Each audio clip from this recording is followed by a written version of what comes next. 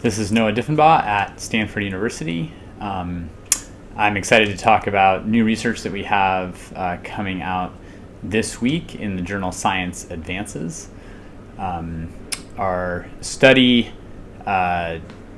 is seeking to quantify how much global warming has influenced individual extreme events like hot days, warm nights, extremely wet days, extremely prolonged dry periods, the kinds of extreme events that affect us where we live.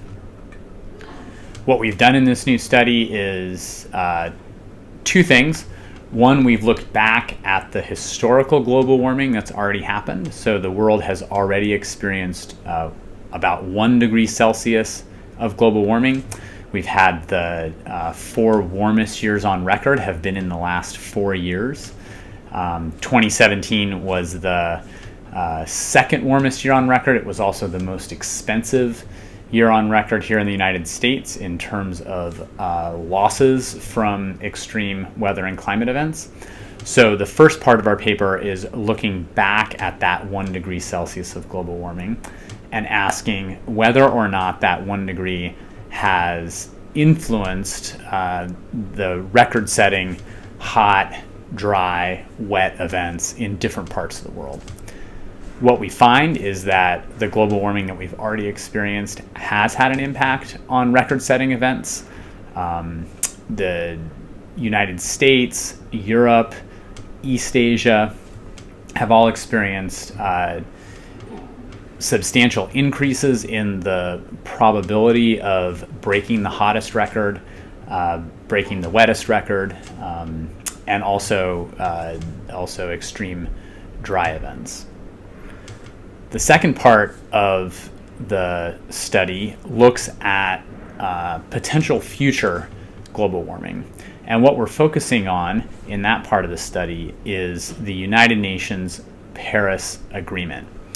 What happened in the Paris Agreement is that the countries of the world got together and they agreed on two basic principles.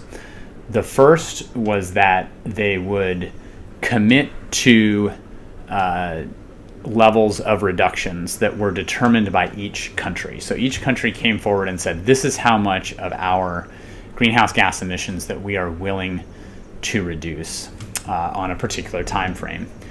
When we go and add all of those reductions up, that puts the world on track for 2 to 3 degrees Celsius of global warming. So at least double what we've already had.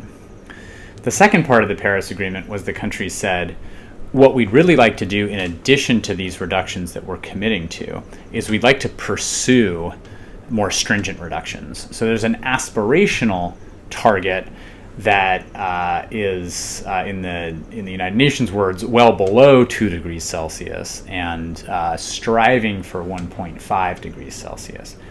So we've already had 1 degree of global warming, and the United Nations is aspiring to keep that under 2 degrees.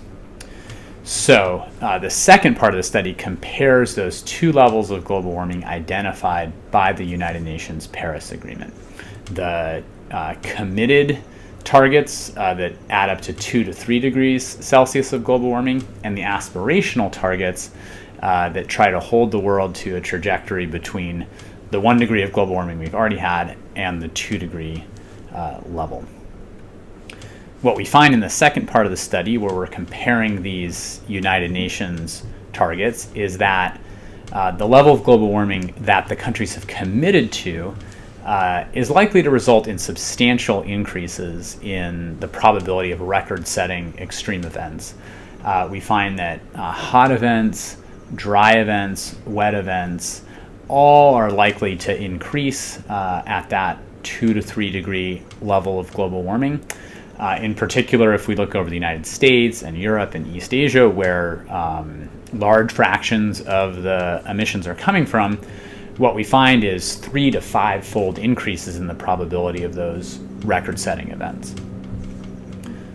In comparison, if we look at the more aspirational targets, the lower levels of global warming, we find that those are likely to substantially reduce the probability of record-setting extreme events.